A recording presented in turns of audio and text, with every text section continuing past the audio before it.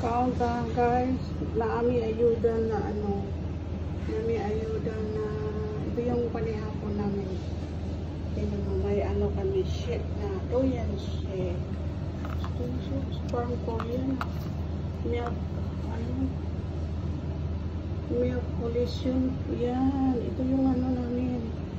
Dinner, simpleng dinner lang para sa mga katulad ng kunya. Pero sosyal ang aming Korean tea. Wow!